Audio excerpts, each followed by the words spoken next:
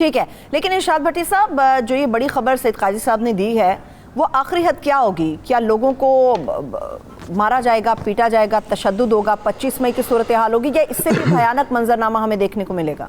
आखिरी हद क्या होगी? बहुत शुक्रिया, बहुत लंबे अरसे के बाद आपके साथ प्रोग्राम किया है और हम आपको यहाँ मिस करते हैं और आपकी बेटा मेरे ख्याल से आपको पैदा हुआ है, अल्लाह ताला आपको मुबारक हो और अल्लाह ताला उसकी लंबी ज़िंदगी करे। बहुत शुक्रिया भट्टी साहब, थैंक यू। तो अब बात यह है कि जो सईद भाई ने बात की कि लंदन से जो लास्ट नवाज शरीफ साहब और शहबाज शरीफ साहब की मीटिंग हुई है उसमें भी उन्होंने खैर से यही कहा है आखिरी हद तक। आखिरी हद क्या कि और काफ़ी सुना है उन्होंने डांट पिलाई है शहबाज शरीफ साहब को कि आपने कर क्या दिया, हमारे पास रह क्या गया। आज हम इलेक्शन में जाएं तो हमारे पास एक सीट हम कहाँ से हम जीतेंगे, किस शहर से जीतेंगे, कहाँ गया हमारा बयानिया, कहाँ गई हमारी गवर्नेंस परफॉर्मेंस। और ये तो ये और उसके अलावा उन्होंने कहा कि कोई पहले इलेक्शंस नहीं है और दूसरी बात है कोई नरमी नहीं है, आखिरी हद तक हर तरफ से जाएं और पूरी कोशिश करें। और ये वो मीटिंग थी जिसमें से वफाकी वुज़रा, खैर वफाकी वुज़रा क्या, हमारी सियासत में क्या वफाकी वुज़रा की हैसियत होती है? हैसियत औसफ शरीफ की है, हैसियत जरदारी साहब बिलावल की है और हैसियत इमरान खान साहब की है। बाकी सारे तो बेचारे अपनी अपनी ड्यूटियाँ कर रहे होते, तो उनको भी नहीं बैठने दिया मीटिंग में। इसहाक डार साहब थे और नवाज शरीफ साहब थे और शहबाज शरीफ साहब थे और सलमान शहबाज थे।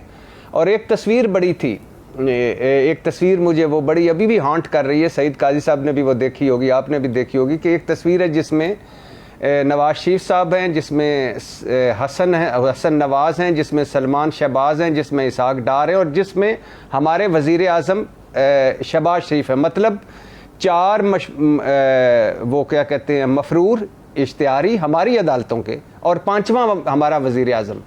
ये है वो मंतक, असूल और इखलाकियात जो नीचे से सिरक गई है। ये है हमारी वो तबाही। हमारे यहाँ मुआशी तबाही तो बिलाशुबा बहुत बड़ी, इखलाकी तबाही तो बर्बाद हो गई है। वज़ीर आज़म पाकिस्तान शहबाज शरीफ नवाज शरीफ से 1000 दफ़ा मिले, भाई हैं दोनों, हम इज्जत करते हैं, लेकिन वज़ीर आज़म शहबाज शरीफ जाके मेरे अदालती मफरूरों को, ये छोड़ दीजिए केसेस झूठे हैं सच्चे हैं, वो क्या है, वो एक लंबी कहानी, उसको छोड़ दें। जो इश्तिहारी और मफरूर हैं पाकिस्तान के, उनके पास जाके तो वहाँ पहली मरतबा काबीना लेके पहुँच गए, अब भी ले गए। और ये जो रोज़ कहते हैं कि सिविलियन बालादस्ती होनी चाहिए, पार्लियामेंट की इज्जत होनी चाहिए, आइन का तकद्दुस होना चाहिए, ये है इनका असल हकीकत, ये है इनकी असल गुलामियाँ और ये हमारा पूरा मुल्क और ये हमारी औकात और हैसियत। इसी वजह से हम बर्बाद हुए पड़े। भट्टी साहब, वो तो सैलाब ज़दगान के लिए इमदाद इकट्ठी कर रहे हैं, ये क्लेम इनको कौन इमदाद देगा? इनको मुझे बताएं, इनको कौन इमदाद देगा? कोई खुदा का खौफ करे। इनके कोई बाहर इनको कोई पैसा देता है? यानी बाहर ओवरसीज पाकिस्तानियों में मुल्क दर मुल्क आप फिरें, इनको 4 आने कोई नहीं देता इनका। यानी और फिर दूसरी बात है, इन्होंने क्या दिया है? अरब खरब पति हैं, बिलावल साहब, जरदारी साहब और बाकी शहबाज शरीफ साहब, नवाज शरीफ साहब, मरियम साहबा को तो गुमशुदा उनकी जायदाद मिली ना, उनकी तो कोई जायदाद ही नहीं थी, मिल गई। हमजा साहब, हसन हुसैन साहब, कोई इवन फील्ड की सीढ़ियाँ ही बेच देते कि मेरी कौम डूबी हुई। इनको कौन देगा पैसे जिनका अपना सारा कुछ बाहर है? खैर, अच्छा, अब आ जाइए आपके सवाल पे। सैलाबी तबाही, मुआशी तबाही, महंगाई, बेरोज़गारी, गुर्बत, पेट्रोल, डीजल, बिजली, गैस, जराइम में बेपनाह इजाफा। मेरी अपनी गाड़ी आपको मैं खुशखबरी सुनाऊं, मेरे घर के आगे से इस्लामाबाद में चोरी हो गई है। ठीक है, कता कलामी की माफी भट्टी साहब, सईद काजी साहब की तरफ जाऊंगी। सईद काजी साहब, भट्टी साहब जो बात कर रहे हैं इस्लामाबाद की, इन्होंने बात की पूरा इस्लामाबाद। अच्छा नहीं, सरवत एक दो जुमले, सिर्फ एक दो जुमले मैं बोलना चाहूंगा, मैं माजरत चाहता हूँ। अच्छा, किसान रुल गया, ज़रात तबाह हो गई। क्यों तबाह हो गई? DAP खाद जो है 16, 17, 18 हज़ार की मिल रही है, बिजली के बिल उसकी पहुंच से दूर हैं, डीजल उसकी पहुंच से दूर है, और इंडस्ट्री तबाह हो गई है, इदारे तबाह हो गए हैं।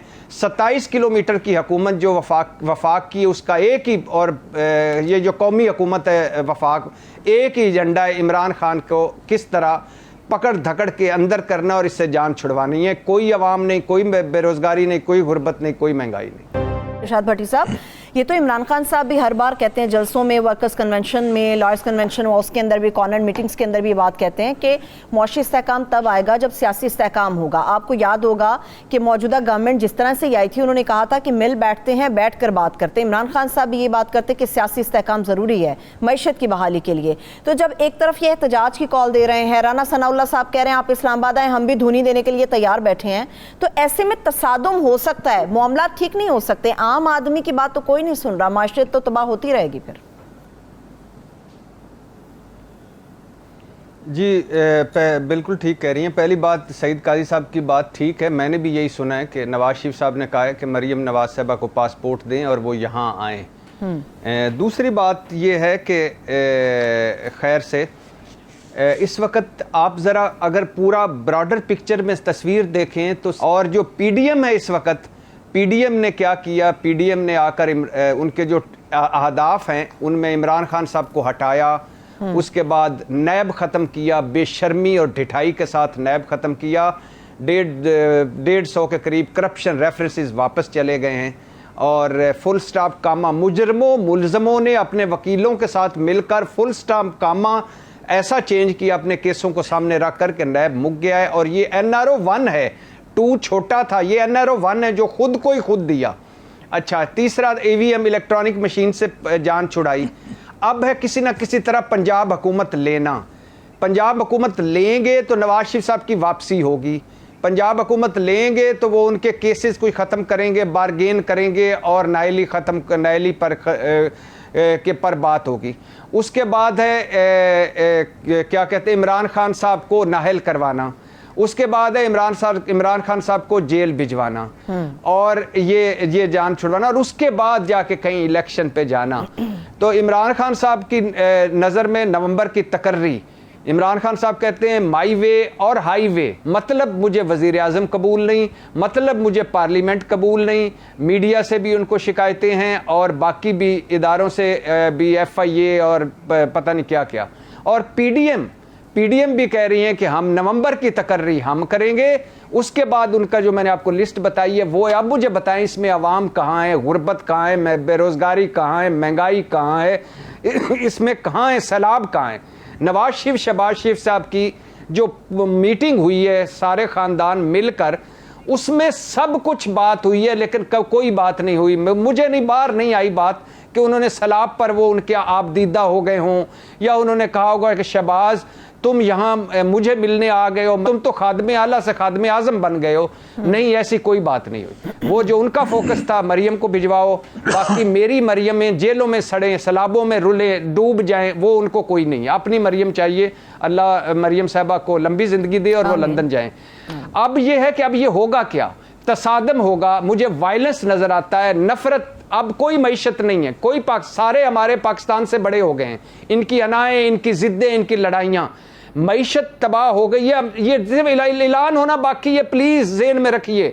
20 अरब डॉलर के करीब, सईद काजी साहब इसको सेकंड करेंगे अगर कोई नीचे ऊपर हो जाए, 20 अरब डॉलर के करीब हमने कर्जा देना है, वापस करना है। 30-40 अरब डॉलर कर्जा वो जो सैलाब तबाही कर गया है, कोई पैसे नहीं है, डॉलर मार्केट में मिल नहीं रहे।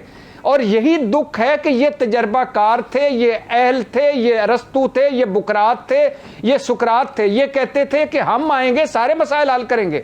आज हमें इमरान खान की हुकूमत मसीहा लगती है इनके सामने। इन्होंने बर्बादी फेर दी है। आप देखें डॉलर कहाँ चला गया, महंगाई कहाँ चली गई, और पेट्रोल, बिजली, डीजल कहाँ चला गया।